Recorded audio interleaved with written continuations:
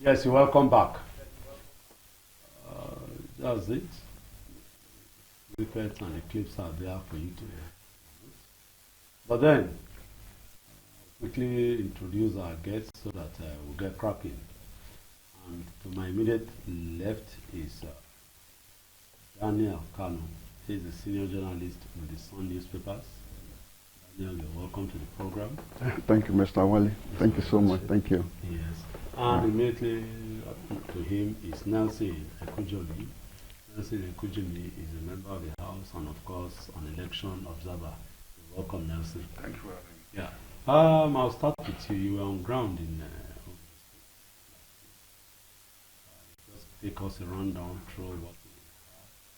Unfortunately, we deliberately invited you today because last week we wanted to bring you on. The network was not friendly and cooperative. So now that you are here, you just give us within the next few minutes from maybe Friday, Wednesday or Thursday, when Soyi Babalola and our team were doing all the arrangements, sensitive and non-sensitive materials till the result was announced. Well, thank you very much. To refresh the memory of, that's when you mentioned the name of reminds me of you endlessly ask for Abacha. He is endlessly asking for democracy. No, so this one is democratic, Daniel. This one is asking for democracy. This one asking for democracy. Not Abacha. Yeah. Okay. Well, thank you very much. Thank you. Before Thursday, which was the 14th, when I started the distribution of the sensitive materials to the 18 local governments, they had had series of engagements with the stakeholders. For example, they had engagements with the political parties, whereby the political parties were giving the hard and the soft copies of the voters register, ward location, polling unit location, so that they can familiarize themselves with it. They also had meetings with civil society. They had with the security agencies as well. They have a collaborative arrangement with them. Lo and behold, for some of us, unlike what happened in Edo where they had logistics problem, in Ondo, as early as 6:45 a.m., they were already setting up, and we were like, wow. In fact, my location, on opening the window to allow fresh air, to relax before you take your bath, I saw a neck from the window, and I was like, what is happening? So even without taking my bath, I quickly ran out. I said, guys, how come now? They said they were deployed since 5 a.m. So they said that at that 6:45 that I cannot meet anybody in the rack, that everybody's on the field. So by 8:30 a.m., in over 90% of the polling units, they were already up and doing. Okay. And the voters came out. The accreditation is by beavers. Voters were accredited and they voted. The place became like a carnival, just like we had in Edo. But surprisingly, for most of the polling stations, you had just 2 political parties agents. So the other 15 political parties were almost absent. 16. 16, yeah, were almost absent. So we had just 2, that's the PDP and the APC. And when the election ended, because I went around, I went from Akure South, I went to Idonre, then I went to Ondo, then I came back. And the security was top-notch. You had motorized patrols, you had checkpoints. If you had no reason to be on the road, you are told to go back. But if you show them that you have a PVC, maybe you want to go and vote, they will allow you. And we had army, police, Nigerian Civil Defense Corps roadblocks. Then we also had helicopter patrols, Surveillance. Surveillance. So the security was very good. People came out. In some places, the turnout was good. Some other places, the attitude of our people. So people will say, I can't go and vote now. There are too many people on the line. Let me wait till, But we all know that under the law, if you are not on the queue by 2:30 p.m., you cannot, exercise your franchise. Ballot papers were sorted, results counted, they were entered into from EC8A. I monitored the particular polling station when I came back. And I was there when the results were counted. The party agent signed. The PO now, and I told the PO that you have to attach the results onto the wall. Somebody now said if he attaches it to the wall, some people will come and tear it. You obey the law. The law say attach it. Let the person who want to come and tear it, let him come and tear it. Yeah. At least the law will recognize that you play your own part as prescribed. So don't worry about who will tear it. So we attached the results on the wall, and we all left the polling station. We moved to the ward where the collation was done, then to the local government before now. Then we watched the announcement of results on TV. So by and large, INEC performed excellently well. They were flawless. The turnout, I would say, is our traditional turnout in our elections, and it's something that is a cause for concern. One would believe that we need to do a research into reasons why people were, because the registered voters for Ondo State is 2,050,000, and those who collected their PVC were about 1,700,000 thereabouts. The total votes cast was about 500,000, so it's less than 30%. So this has been the trend in our elections in recent times. Reasons why, so many reasons can be adduced for it. But I leave it to Nigerians to ponder. Why don't we come out to vote on election day? All right. Not only Ondo, but we've observed that all the elections, the general and other states, the turnout is even always the local government elections, which generally to me is the basic election, determining who relates with you at that local level, to ensuring that you get dividends of democracy. People don't come out to vote. But again, just as you say, it's something that we'll work on. It's another work in progress. We are not deterred. That's what we do. That's what we'll be doing. And that's what we'll continue to do. Because we want democracy to grow. We want to strengthen democracy. And of course, to establish a strong democratic culture. That's the whole essence of this program, the Voters Forum. And we'll do it. We are not tired. And of course, we'll not relent on our hours until we get there. My brother Dan, don't mind. Don't mind him. No, you are here for democracy. He's not the first person that has been saying such. It's not. Don't mind him. So let's now look at it. In fact, let me tell you, as a journalist with the Sons, with the Champion newspapers, at the time the MD, that was my Mr. Mago. He said that the name is not helping the company. Yes. I had to write something concerning the name. So I remember I wrote an article, what is in the name? Yes. You know. Then I now explain my own Daniel Kano, that I'm a democratic Daniel Kano. There are so many things in the name. Exactly. There are so many things in the name. There is. My name gives me some leverage. Let's even leave my name that is unpopular.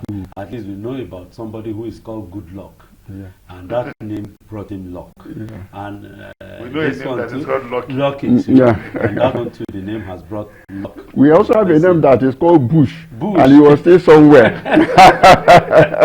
Not in the bush, anyway. The white exactly. He was still somewhere. So now, my brother, the elections have come and gone. From the report he brought. Can you confirm, just maybe part of the joke we had, that democracy has come to stay?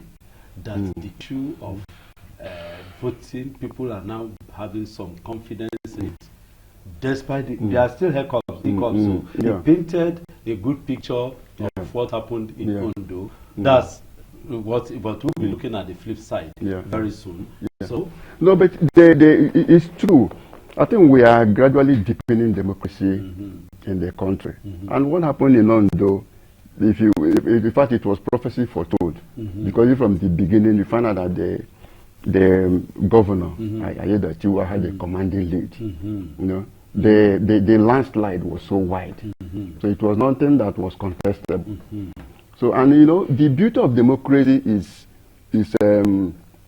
democracy is in itself is where it, democracy, where it works on itself, that is, you make a mistake, it's self-correcting. Yes. Democracy is self-correcting. Yes. You make a mistake, you correct, you make a mistake, you correct. So when you look back from where we are coming from, of course, there is no gainsaying the fact that we are improving. We are improving in our electoral system. The electoral processes are getting better.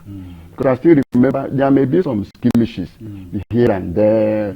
I could still recall maybe in Port Harcourt where there were gunshots. In Ondo, I don't think there was any major violence. In fact, I had the opportunity of covering on the election when Mimiko was the governor. And if you compare what happened then and what happened now, you can see that there's an improvement. Yes. So the truth is that democracy is where the action is. So what we'll continue to do is to continue to improve upon it. Yes. Continue to appeal to INEC to continue to improve upon what they are doing. We look at the security to improve on what they are doing. And we also continue to, to mobilize the people. Because if you look at it, it's just what he was saying. More than 2 million registered. And we are having less than 30%, coming to Kaiser vote. We will now begin to ask why. I could still recall, democracy is not, somebody was saying jokingly that, you have to democratize the stomach first. As a student at the University of Ibadan, one of my lecturers, OBC, would say, they used to call it jong politics. He said, before you talk of real democracy, you have to democratize the stomach. Because when a man is hungry, he has a price. It's something like sale and sellable. The person has a price tag. So even the big societies we're talking about, the advanced societies, where Americans can stand so tall on, making sure that the election is, the transparency is there, the neutrality is there, because to a large extent, most of them are comfortable. Yes. Most of them are not talking of what to eat, they're not talking of how to live, they're talking of how to go to school. But if you come here, you just look at, somebody was also making it funny yesterday. You say before the election, before the Nigerian election, some people were saying they are batified. Some say they are articulated. Some say they were obedient. But now that we are hungrified, that we are now hungrified. So what I'm saying in essence is that we are improving. Yes. That's what I'm saying. I've covered the election for quite a long time. Yes. And when you look at what is happening, it's no longer, INEC is also, for me, they are making good improvements. Yes. They are making good improvements. Before I go, I remembered, Nelson, 3 weeks ago or so that we are on this program, he predicted that the election is a one-way affair. I can't one horse race. Yes, that's the language. It was a one-horse race. I went to Ondo before the election to do some few things. Yesterday too, I went to Dibu, but again that was one Owambe event. But for me too, I saw it coming. What was this spectacular reasons that you saw that made you predict? Because that was on this program 3 weeks ago that you made that prediction, and it came true. What did you see? Well, the facts are not far-fetched, and it is the fact that you understand our local sentiments in our politics. Is that in Ondo, for example, there's this unwritten agreement between the political elites that power will move to either south, north, or central. Akeredolu was supposed to exhaust the 2 terms of the gubernatorial candidate from the north. But unfortunately, he died in 2020. Ayedatiwa from the south, as the deputy governor, became the acting governor and then the successive governor. And going into this election, if you understand the mindset of our political class, it is about do your turn, let me do my own turn. So the sentiments favored Ayedatiwa because Ayedatiwa can only spend 4 years. Any other candidate that emerges will automatically spend 8 years. So they wanted him just come and use your area, your senator zone, the start where you come from, come and use their 4 years and go. So that because right now, after Ayedatiwa's 4 years, the power equation will shift to Ondo Central. You know, Mimiko before Akeredolu, Mimiko was from the Central. He went to the north. Akeredolu spent 8 years. He was supposed to have spent 8 years. Now, the south is supposed to spend 8 years. But because of that Supreme Court ruling, Ayedatiwa cannot run again after this term. So they want him, they just said, whatever it takes, let us just help him to help us complete that 4 years so that he quickly comes back to us. That's why you see that in the Central, they made a statement with the way they voted. Then in the North, they also made a statement because they are quickly looking at it coming back to their own part of the state. So that was one major factor. But again, is the power of incumbency. Because, like we say, money is the vehicle of evangelism. The incumbent administration had enough resources to play with. Where you go around the states, you can count the number of billboards, posters, adverts that the other parties can run. I was looking for it. I didn't see but everywhere you saw it that you were... I hardly saw one. I hardly saw one. But my brother, Dan, my problem was that the visibility... maybe let me go with him first. I'll come back to you. Agbola Ajayi, I know his Kiribo town. I know his town very well. In as a local government, and I'm surprised because here and sorry, it's from Ondo. Jari, not Ondo. Here that's Kiribo. One will expect that since they are pushing for the South to have a governor, the North from Rotimi Akeredolu has gotten his 8 years as it were. This one now will have been Jara. Why didn't they now choose an Ajayi to now give them a 4-year run? Because that would have been sweet, smart, as it shall be. Because it means that Ajayi will be entitled to 2 terms of 4 years each. Why would we now go for somebody who is only eligible for 1 term? The reason is that, you know, politics is a game of numbers. Even if the people of the South are decided to pitch their tents with Ajayi as their son because they want to use 2 terms of 8 years. You see the conspiracy from the north and the central. We overwhelm them because they are supposed to determine the make them do their own. Make them give us space. Yes. So they were, and again, the people in the south, especially where Aida comes from, is an German. They saw it as their own project. So even if it is one day, let us also be there. No, let me. I may not agree with you. Let's see, maybe Dan will get where I'm going. He said that the other side will want to say no, 1 term and go. But what you know, PDP is the dominant. Is what, of course, I would say, the dominant party in Ondo State. Let's assume the other people in the APC and their political tribesmen planning this. What about PDP? Why did they go to sleep? Why didn't they move that their own candidates will get the slot? Well, you know, PDP says after the election. Which election? Since after the presidential election. Since after the presidential election. Even before. Yeah, it has been in disarray. It has been in disarray. Nationally, I know, there is this saying that when an illness captures the head, it conquers the whole body. Yes. Okay, go on. If woman don't come again. So the national leadership of the PP somehow is stinking, and the thing has also zeroed down to the state. Part of the yes. There is no consensus. You know, PDP used to have this balance. Sorry, let me cut you. Okay. I know Ondo, there are 2 states in Nigeria that are very political side.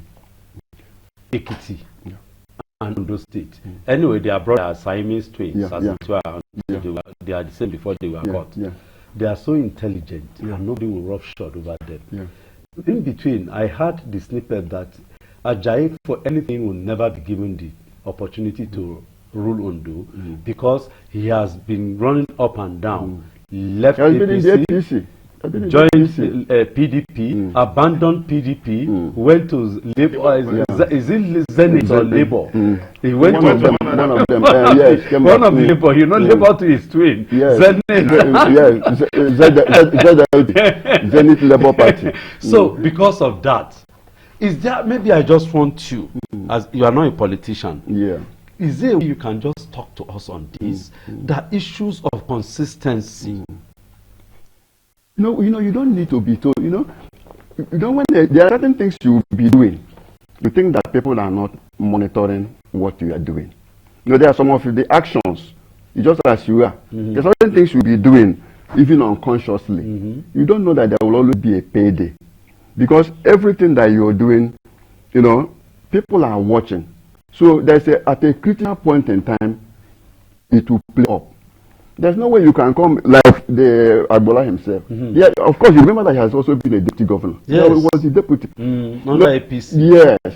So when you begin to truncate from this party to this party to this party, sometimes people will see you, this man doesn't even have, not somebody that we can trust. He's just like maybe somebody who is just looking for a vehicle to begin to handle the clutches of power. It's a very big problem. And it's also a lesson to our politicians to be consistent. Because that consistency, that's why maybe you look at the president, our present president. You find out that even when the opposition developed, he insisted in Lagos. Even when every other state, even in the southwest, went to the PDP. He remained resolute.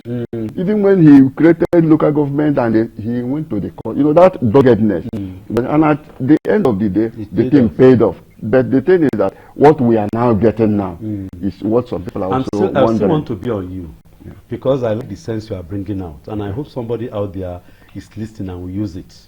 I like the sense you are bringing. Recently, I don't know, maybe old age or body just decides to be telling the truth. I would like the way he was directing his venom against Atiku.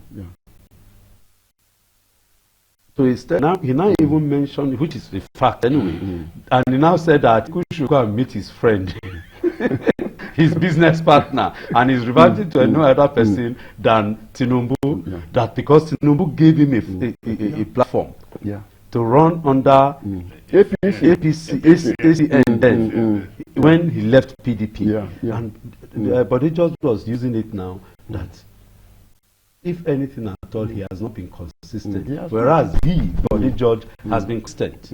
And of course, that is what we want to drum in the ears of our politicians. And of course, for the voters to know that it is those who are consistent that they should rely on. So the issue now is that how should voters see politicians? Just like what I have said, when you are doing something, people are observing you. Like, in fact, or Atiku, he has been, somebody say he has been consistently inconsistent. Because it's there. You can't be, today you are in APC, you change to PDP. He has, even when it was time for the PDP, when there was a good opportunity. I can tell that if he had left that platform for Obi to run for that election, maybe the result would have been different.